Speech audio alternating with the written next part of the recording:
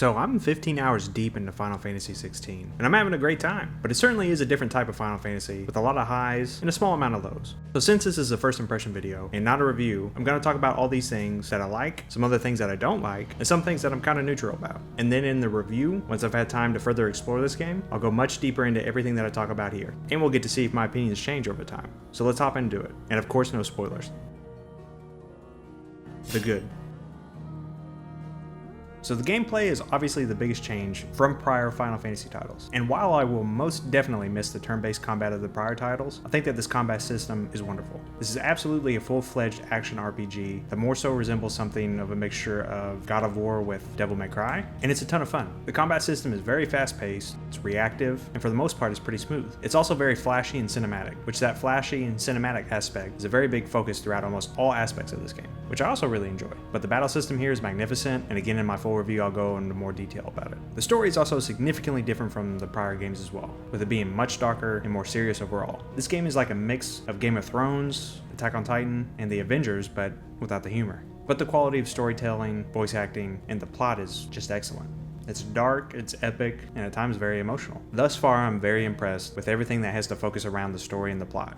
Clive is also a wonderful main character, and really all the cast that surrounds him, that being the main side characters, are also very well realized in their writing and voice acting.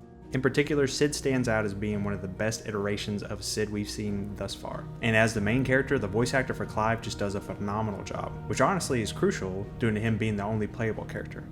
As far as the icons go, everything that involves them is unbelievably good. The fights, the cinematics, the design, and the spot that they occupy in the plot with the lore is just top tier. All of the main set pieces in this game that have the icons in them, and really just some of the main set pieces in general, are exceptionally excellent. Visually, this is also a very gorgeous game. It's not only one of the best looking Final Fantasy games to date, but it's also one of the best looking games out right now.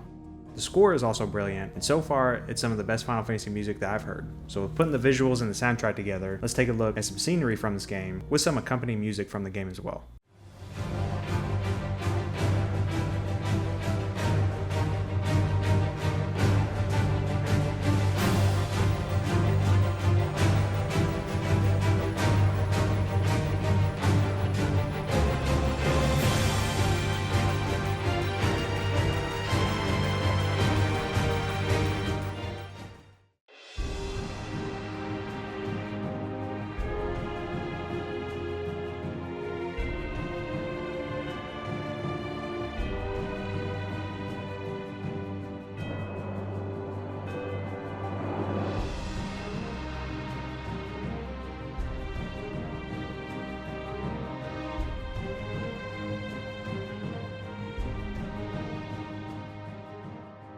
And that's the main aspects of this game that I thoroughly enjoy. And really all these aspects are the most important ones, and also the ones that really define a Final Fantasy title as well. So from just this alone, I think that there is a very high quality experience here that deserves a playthrough. But there are some things I don't like, thus far anyway, and there's some things I'm ambivalent about. So let's talk about the latter one now. The ambivalent stuff. So like I said, the combat in this game is awesome. But also, like I said, you only ever play as Clive. I understand why it's that way, because this allows for the combat to be more expansive within the single character throughout the game. However, there are a lot of very interesting side characters that are present throughout the whole story that will join you in your playthrough that you cannot play as, which in a way I think is a waste. And again, the combat is wonderful, but it's so far out there from any other Final Fantasy title that I feel like the essence of what a Final Fantasy game is somewhat lost here. This also somewhat goes for the story too. The story is really good, but it's very dark at times and super serious. Other Final Fantasy titles are also serious, and they can get dark, but for most of them, there's almost an anime sense about them that leaves you with hope at pretty much all times, and happiness at the ending, even if it's a sad ending, because you know that everything's going to be okay.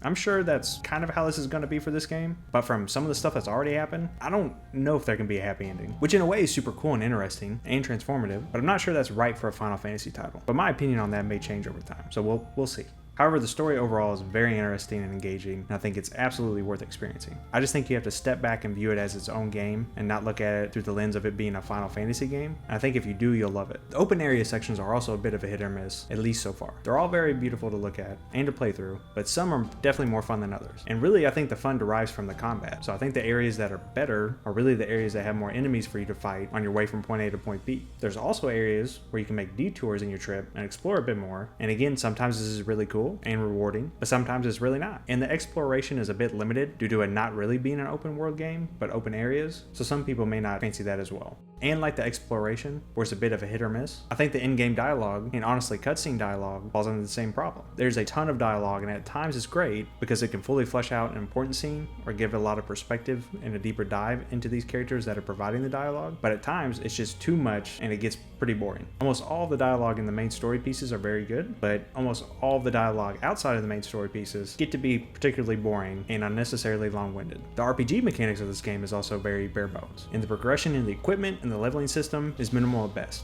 However, this makes way for the combat system to really shine, and the upgrades in the skill tree, which are very beneficial, and make significant changes to the combat system to be more prevalent in place of the traditional leveling system. So there's a bit of give and take here. The equipment really doesn't make much of a difference unless you're using one of the rings that makes combat more accessible, so the equipment system here is a bit disappointing as well. Triple again, I really like the combat system, and I'm having a ton of fun with it, but I think there should have been some type of integration of the RPG mechanics of the prior titles in a way that fits into this game appropriately. This is another point where I think we've somewhat lost what the identity of a Final Fantasy game is. But again, this opinion might change. The bad. So there are only 3 things that are really bringing down the game for me at this point, and that's the motion blur, the pacing, and the side quests. I don't know what's up with this motion blur, but it's gotta go. But no, really, it's really not good, and I'm not exactly sure why. I personally really don't like motion blur in almost anything that I consume, and it's not atrocious here, but it's definitely not good, and you can't turn it off. Again, it's not atrocious, but it's very noticeable pretty much throughout the entire game, especially when you're changing directions, and just kind of makes it look like something's off in the game. I'm sure there will be an option added later to fix this, where you can turn it off, but it's here now, and that's what you'll be experiencing if you pick up and play this game right now. I know a lot of people are talking about the frame rate and how it's really bad. Personally, I chose the option to prioritize the frame rate, and while at times I do think it dips below 60, I don't think that it does that very often, and it definitely never goes below 30. But I've also heard that the fidelity mode significantly increases the graphics, more so than what other games' fidelity modes do. So I think I'm gonna have to turn that on and try that out. But the main issue here is really the motion blur. For the pacing, it's really all over the place. The first 4 hours of this game is paced very well. It's super exciting, it's epic, it's emotional, it's engaging, and it does really get you engrossed into the world and the plot along with the story. However, the next 4 hours, the pacing just nosedives, and it's relatively boring until you get to the next major set piece. The preceding 4 hours is a little bit better, but it still has some of the same issues as the prior 4 hours, just less severe. At times this game was pretty boring, and I was just waiting to get to the next major set piece. But when I got there, it was magnificent, and even though I was losing interest prior to this point, this set piece brought me right back into the experience, and I was fully engaged into the story, the gameplay, visuals, lore, everything. The side quests so far really suck. I've done a decent amount of side quests thus far, and not one of them did I enjoy, nor did I feel rewarded for. They really feel half-baked. Almost all of them pretty much have been fetch side quests with a significant amount of dialogue attached to them. And again, most of this dialogue is very long-winded, so this exacerbates the issue. And I know that later in the story, there's a completely different type of quest that's kind of like a side quest that's supposed to be pretty fun. So if you group that into the side quest category, maybe my opinion will change later on. But these current side quests are just terrible. So thus far for the side quests, it's overall a major letdown. And because of this, I'm now pretty much skipping all the side quests and not exploring the open areas because it just isn't fun or exciting, and really the best parts of the game are the main story. So the combat and the main story is really what I'm focused on now, and when I beeline it for that, I'm having a great time. Wrap up. I know I just got done talking about all the things that I don't like about this game, but again, most of this is minor. And even the parts that aren't minor, like the side quests being poor and the exploration being mixed, these aspects are completely avoidable. And really, I think that's what the game's about, tailoring your own experience with it. If you don't want to do the boring side quests, you don't have to. If you don't want to explore the open areas, then don't. If you're not the biggest fan of the combat and you want to make it more accessible, you can put on the appropriate rings to tune combat to what you like. And even though I don't like certain things about this game, I want to redirect you to the beginning of this video, where I was talking about how great the plot, the story, the combat, and all the characters are in this game. All of these aspects are truly exceptional, thus far anyway, and to me these are all the most important tenets to any game really, especially a Final Fantasy game. I'm also pretty early in the game, so my opinion may change over time. We will see. If you liked the video, hit the like button, and hit the subscribe button, and turn on the bell notification, that way you don't miss out on any future videos. And leave a comment, and let me know what you thought about the video. Next up, of course, is the full review for Final Fantasy 16. But after that, I'm thinking Final Fantasy 10, and then maybe a game from the near series. But let me know what you want to see. But until then, thank you so much for watching, and I appreciate each and every one of you. Alright, until next time. Bye-bye!